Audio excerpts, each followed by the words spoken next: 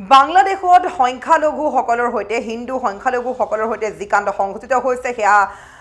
এক প্ৰকাৰ ঘৃণনীয় আৰু নিকৃষ্ট কাণ্ড নিশ্চয়কৈ যি কাণ্ড সংঘটিত হ'ল বাংলাদেশত থকা সংখ্যালঘু হিন্দুৰ সৈতে সেয়া সম্পূৰ্ণৰূপে নিন্দনীয় ঘৃণনীয় কৰ্ম হ'ল যাৰ বাবে এতিয়া গৰ্জন উঠিছে ভাৰতীয় সংখ্যালঘুৰ কিয়নো বাংলাদেশত থকা সংখ্যালঘু হিন্দুক নিৰাপত্তা প্ৰদান কৰক ভাৰত চৰকাৰে বা ভাৰত চৰকাৰক হিন্দুসকলৰ বিৰুদ্ধে বা বাংলাদেশত থকা সংখ্যালঘু হিন্দুৰ বাবে ব্যৱস্থা গ্ৰহণ কৰিবলৈ এবাৰ আগবাঢ়ি আহিলে ব্যৱস্থা গ্ৰহণৰ কথা ক'বলৈ কিয়নো বাংলাদেশত যি ঘৃণনীয় কাণ্ড সংঘটিত হ'ল তাত এক প্ৰকাৰ ক'ব লাগিব যে বাংলাদেশত থকা সংখ্যালঘু হিন্দুসকল কোনো প্ৰকাৰে আচলতে সুৰক্ষিত নহয় যাৰ বাবে যি ভয়ংকৰ কাণ্ড সংঘটিত হৈছে ঘৃণনীয় কাণ্ড সংঘটিত হৈছে ক'ত সাহস পালে তেওঁলোকে যে সংখ্যালঘু হিন্দুৰ সৈতে এনে কৰ্ম সংঘটিত কৰিব যাৰ বাবে এবাৰ আমচুকে ধৰি বহু লোকেই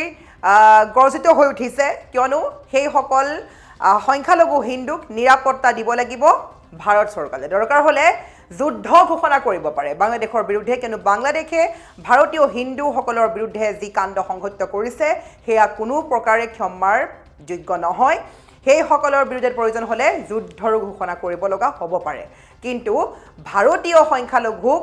হিন্দুসকলক নিৰাপত্তা প্ৰদান কৰিবই লাগিব আমচুকে ধৰি বিভিন্নজনে আগবঢ়ালে এই কথা লগতে সকলো উঠিছে গৰ্জন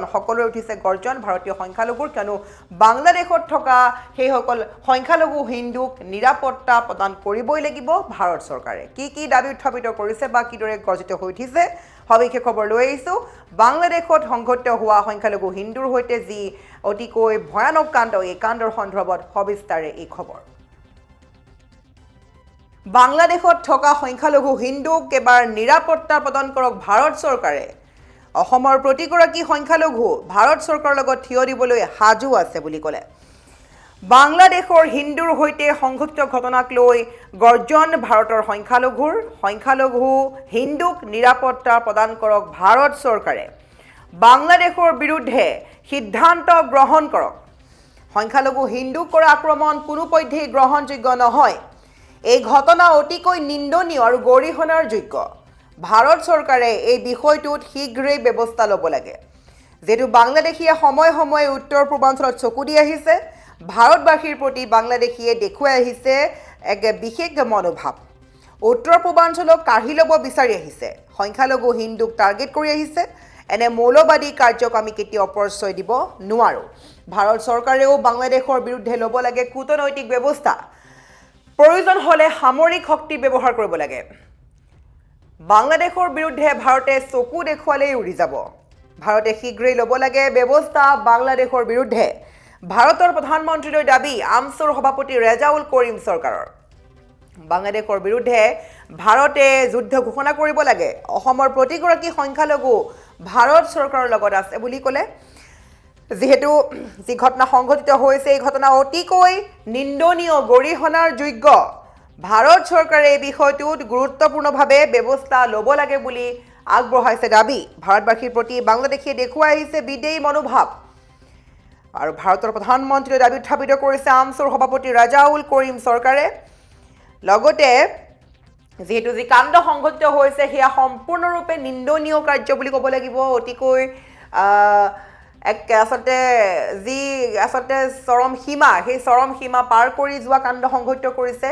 বাংলাদেশত থকা সংখ্যালঘুৰ যিবোৰ হিন্দু আছে তেওঁলোকৰ বিৰুদ্ধে ইমান বেয়া ব্যৱস্থা ঘৃণনীয় কাণ্ড কেনেকৈ সংঘটিত কৰিব পাৰিলে ইয়াকে লৈ আচলতে চৰ্চা লাভ কৰি আছে গতিকে এয়া কাৰ্য কেতিয়াও গ্ৰহণযোগ্য নহয় এয়া গৰিহণাৰ যোগ্য নিন্দনীয় যোগ্য গতিকে সেইসকলৰ বিৰুদ্ধে বাংলাদেশৰ বিৰুদ্ধে প্ৰয়োজন হ'লে যুদ্ধ ঘোষণা কৰিব লাগে সামৰিক বাহিনী ব্যৱহাৰ কৰিব লাগে আৰু ভাৰতে এবাৰ শক্তি দেখুৱালেই উৰি যাব বাংলাদেশ গতিকে ভাৰত চৰকাৰৰ লগত সম্পূৰ্ণৰূপে অসমৰ সংখ্যালঘুসকলো লগ দিব বুলি বা লগত থিয় দিব বুলি সাহস দেখাইছে আৰু এই মুহূৰ্তত আমি ক'ব লাগিব বাৰে বাৰে দৰ্শকসকলক যে ভাৰতৰ প্ৰধানমন্ত্ৰীলৈ দাবী উত্থাপিত কৰিছে আমছুৰ সভাপতি ৰেজাউল কৰিম চৰকাৰে লগতে ক'ব লাগিব যে ভাৰতবাসীৰ প্ৰতি বাংলাদেশীয়ে যি বিদেশী মনোভাৱ দেখাই আছে ভাৰত চৰকাৰে বিষয়টোত শীঘ্ৰে ব্যৱস্থা ল'ব লাগে বুলি কৈছে আৰু অসমৰ প্ৰতিগৰাকী সংখ্যালঘু ভাৰত চৰকাৰৰ লগত আছো বুলি থিয় দিম বুলি সাহস প্ৰেৰণ কৰিছে বাংলাদেশৰ বিৰুদ্ধে ভাৰতে যুদ্ধ ঘোষণা কৰিব লাগে নহলে এই কাণ্ড পুনৰবাৰ সংঘটিত হলে বা পুনৰাবৃত্তি হলে কোনে কি কৰিব গতিকে ভাৰতৰ প্ৰধানমন্ত্ৰী দাবী উত্থাপন আমছুৰ সভাপতি ৰাজাউল কৰিম চৰকাৰৰ শীঘ্ৰেই ভাৰতে ল'ব লাগে ব্যৱস্থা বাংলাদেশৰ বিৰুদ্ধে ভাৰতে চকু দেখুৱালেই উৰি যাব প্ৰয়োজন হলে সামৰিক শক্তি ব্যৱহাৰ কৰিব লাগে প্ৰয়োজন হলে যুদ্ধ ঘোষণা কৰিব লাগে প্ৰয়োজন হলে ভাৰত চৰকাৰে বাংলাদেশৰ বিৰুদ্ধে ল'ব লাগে কূটনৈতিক ব্যৱস্থা আৰু এনে মৌলবাদী কাৰ্যক আমি কেতিয়াও পৰিচয় দিব নোৱাৰো সংখ্যালঘু হিন্দুক টাৰ্গেট কৰি আহিছে যিহেতু উত্তৰ পূৰ্বাঞ্চল কাহিলেও বিচাৰিছে